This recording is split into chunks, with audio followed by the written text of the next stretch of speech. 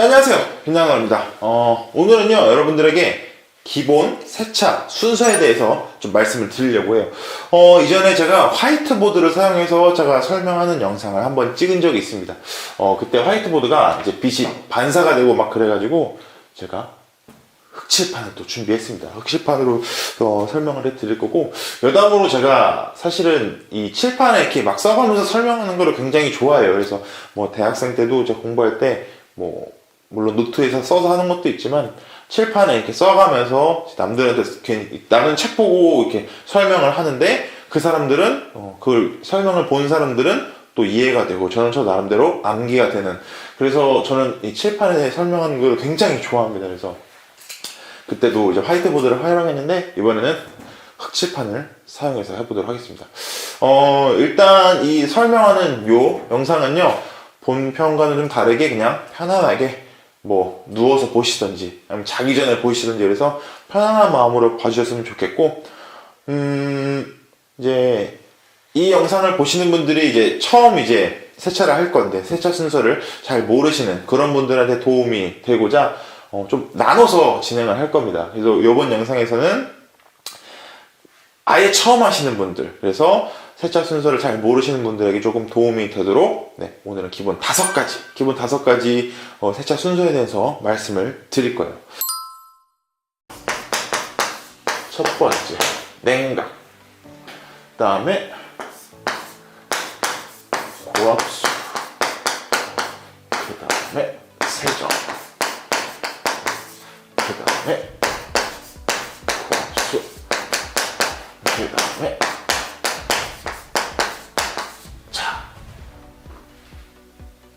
냉각, 고압수, 세정, 고압수, 드라잉. 자, 이 5가지가 제일 기본입니다. 기본이에요.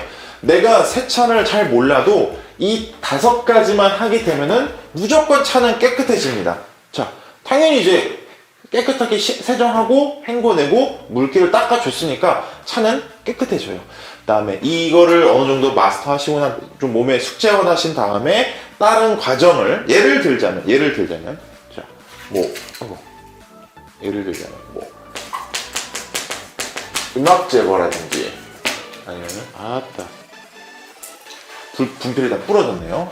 분필 좀 바꿀게요. A few inches later.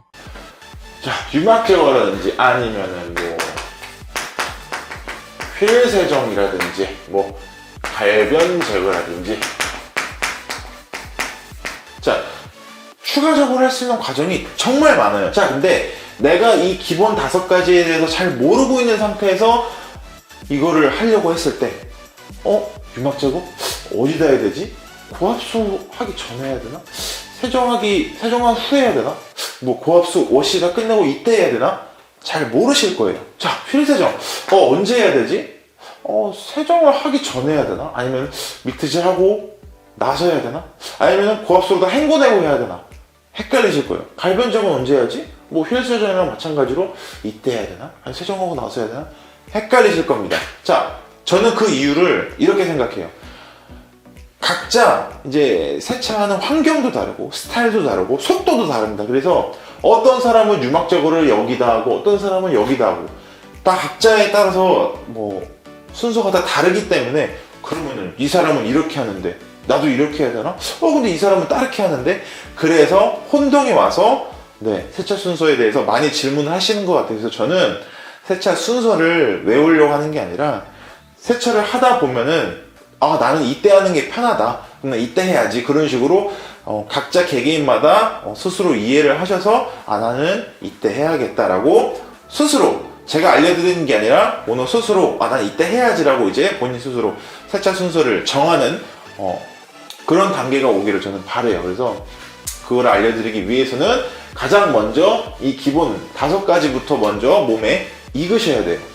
그래서 그거를 설명을 드릴 겁니다. 그래서 이 5가지만 설명을 드릴 거고, 나머지 추가적인 과정에 대해서는 이 영상 다음에 기존 영상 보고 오신 분들은 또 이렇게 하면은 어떻게 하면 이렇게 해서 이렇게 하는 게 좋다, 그런 식으로 추가적으로 여러분들한테 말씀을 드릴 거예요. 그래서 이 5가지 설명을 드려보도록 하겠습니다. 자, 첫 번째, 냉각. 냉각 왜 해야 될까요? 냉각 왜 해야 될까요? 저는 개인적으로 냉각을 해야 되는 이유는 딱 두 가지라고 생각됩니다. 자, 첫 번째는 증발 때문에 그래요. 저는 솔직히 2번보다도 1번이 더 크다라고 생각이 됩니다. 자, 우리 더운 여름 같은 경우에, 솔직히 겨울에는 크게 상관이 없어요. 근데 더운 여름에 본넷은 굉장히 뜨거워져 있어요. 근데 다른 데는 뭐 그다지 뜨겁지가 않습니다. 왜냐면 본넷에 이제 엔진열 때문에 이제 되게 많이 뜨거워져 있는 상태예요. 게다가 날씨가 이제 여름이다 보면 더 뜨겁다 보니까 본넷만 물이 빨리 말라요. 자, 물이 빨리 마르면 어떤 현상이 일어날까요? 네, 자국이 남게 됩니다. 자, 이게 워터 스팟이에요. 네, 물론 대부분 그냥 워시 미트로 이제 세정을 하게 되면 다 씻기긴 하지만 어쨌든 워터 스팟이 남게 돼요. 그거를 생기기 전에 예방을 해야 되잖아요. 그래서 증발을 막기 위해서 냉각을 하는 게 저는 중요하다고 생각됩니다. 자, 그리고 두 번째, 휠 변형. 자, 요거는 솔직히 크게 상관은 없다라고 생각이 돼요. 저는 솔직히. 근데 이제 그런 분이 있어요.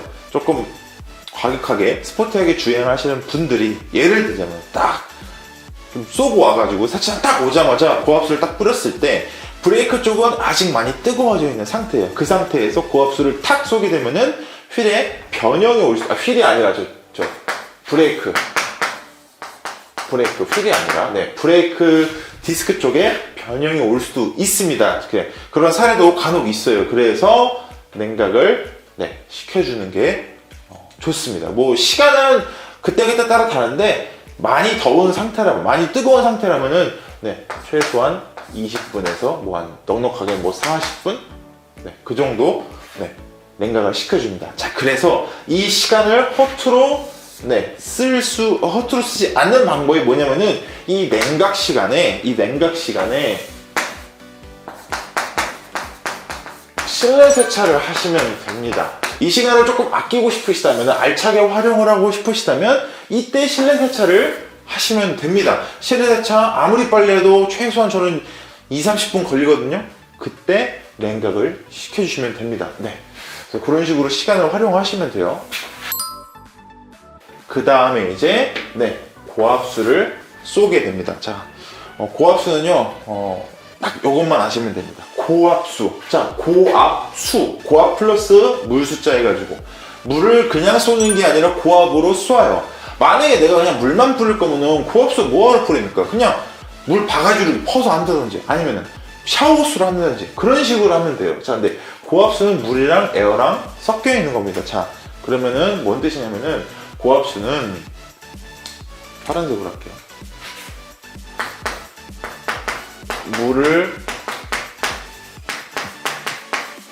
물을 묻히는 것이 아닙니다. 물을 묻히는 게 아니에요. 절대로 물을 묻히는 게 아닙니다.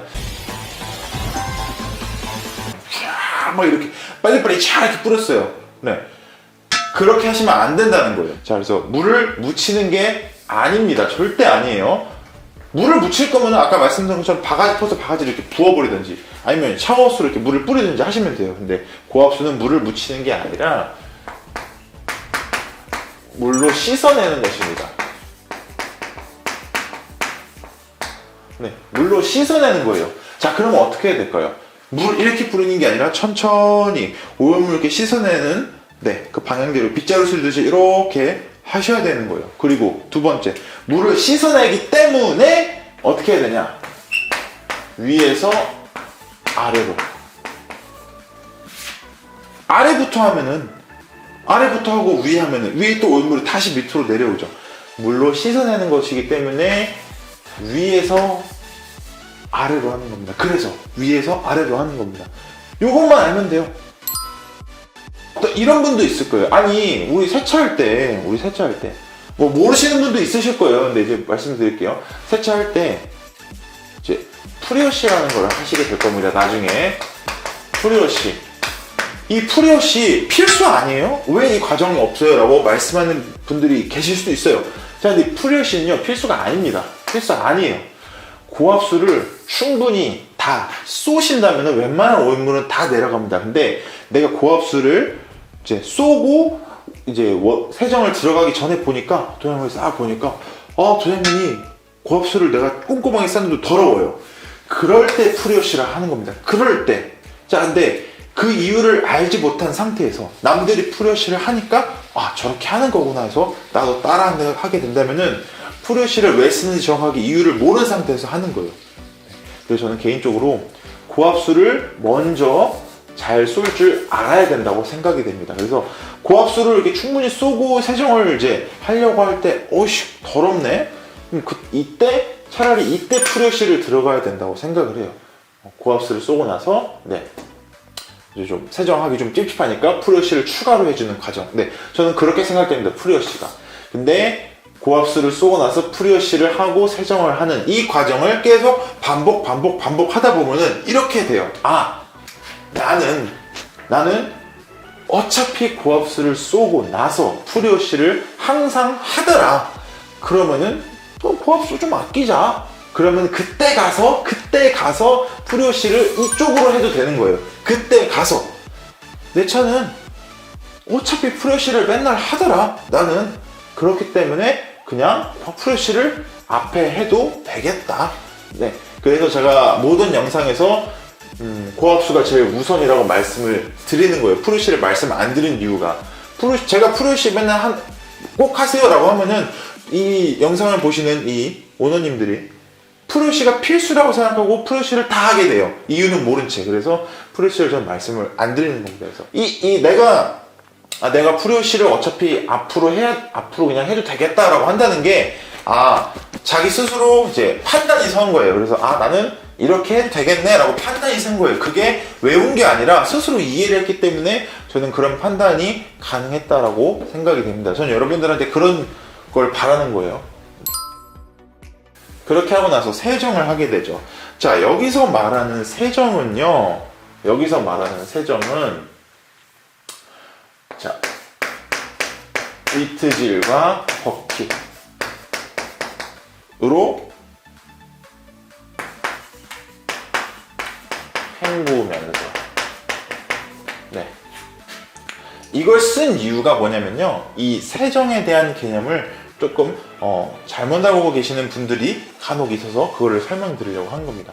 자, 우리 세정이라는 거는 워시 미트 혹은 워시 패드 혹은 스펀지로도 좋아요. 어쨌든 그런 이렇게 뭔가 물리적으로 이렇게 뭔가 문질 수 있는 그 도구와 그다음에 물을 헹굴 수 있는 물통, 버킷, 그리고 뭐 그립가드 같이 해가지고 어쨌든 버킷이랑 사용을 해서 도장면에 문질러서 씻어내고 다시 헹궈내면서 그런 식으로 작업을 하는 게 저는 세정이라고 생각이 됩니다. 자, 그럼 세정이 아닌 게 뭐가 있을까요? 자, 우리 요즘에는 대부분 스노우폼이라는 거를 많이 들어보셨을 겁니다. 스노우폼.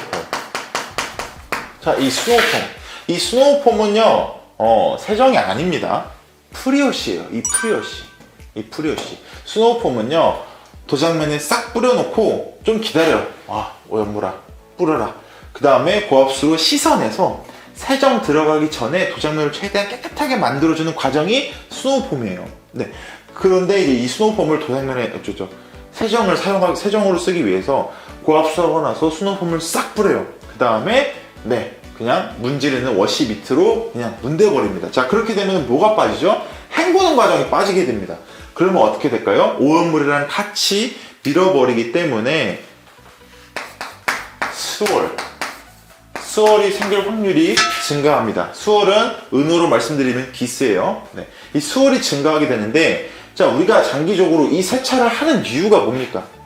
내가 차를 더 깔끔하게, 더 이 아름다운 모습을 최대한 유지시키기 위해서 하는 건데, 수월이 생긴다는 건요, 장기적으로 광도를 떨어뜨리는 거, 관리가 잘 안 되는 그런 걸 얘기합니다. 그래서 수월을 생기게 하지 않기 위해서 스노우폼이 이제 수월을 더 이제 발생할 수 있는 확률이 높기 때문에 스노우폼은 그냥 프리워시로만 사용을 하셔야 되고, 스노우폼 뿌려놓고 미트질을 하는 그런 행동은 하시면 안 됩니다. 하시면 안 돼요. 그래서 제대로 된 세정은 요게 세정이다 라고 말씀을 드리고 싶네요. 자, 그럼 세정을 다 했으면 뭘 해야 될까요?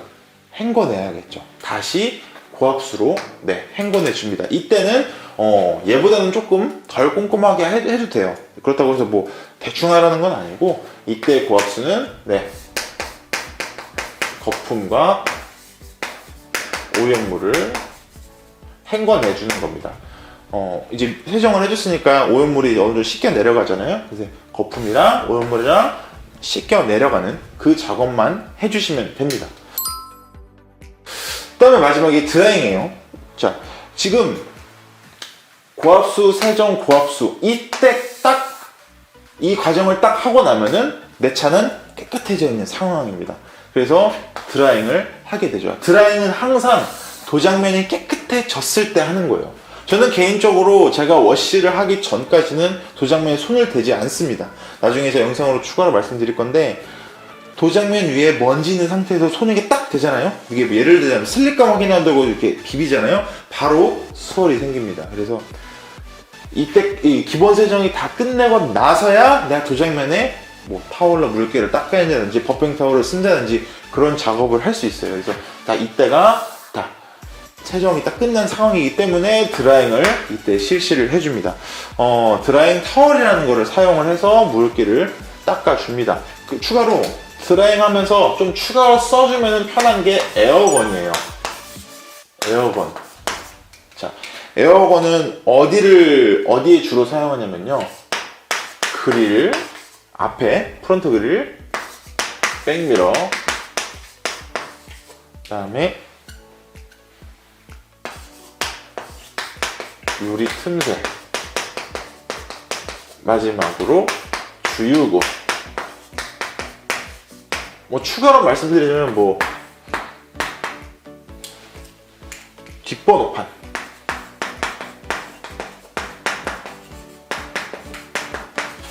네, 에어건을 사용을 해주면 좋은 것이 그릴, 백밀러, 유리 틈새, 주유구, 뒷번호판 이런 게 있습니다. 특히 뭐 그릴 쪽에 물 많고요. 뒷번호판에도 물이 많습니다. 그래서 이런 데에 에어건을 추가로 네, 사용을 해주시면 좋은데, 만약에 내가 에어건 어려울 것 같아요 라고 생각을 한다면은 에어건은 나중에 하셔도 좋습니다. 드라잉만 네, 하셔도 됩니다. 자, 이 드라잉까지 다 하고 나서, 그리고 난 다음에 뭐 예를 들면 뭐 LSP가 이제 마지막에 하는 제품이라고 해서 뭐 왁스, 디테일러, 뭐 실런트 이런 것들 있죠? 이런 거를 LSP라고 하고요. 아니면 뭐 발수를 한다든지 유리 발수,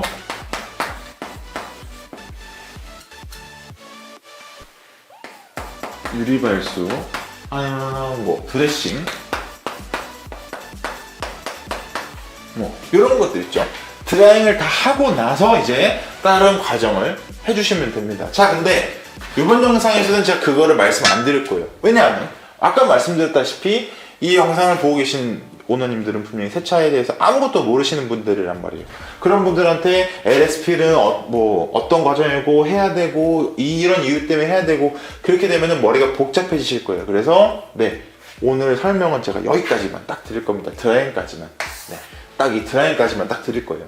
그래서 이 영상을 보시는 오너님들이 내가 세차 순서를 잘 모르겠고 세차를 처음 하신다라고 한다면은 냉각부터 드라잉까지 이 과정을 뭐 많지도 않아요. 딱 두세 번만 하시면은 이제 다 아실 거예요.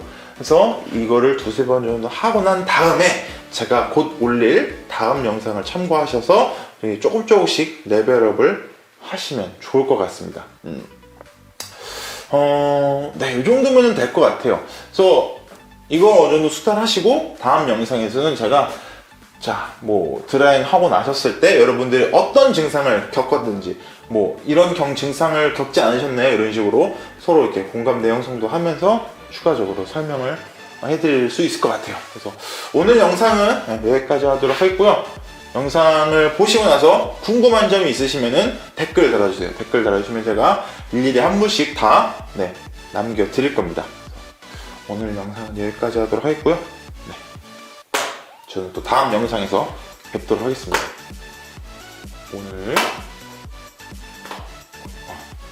오늘 영상은 여기까지 하도록 하겠습니다.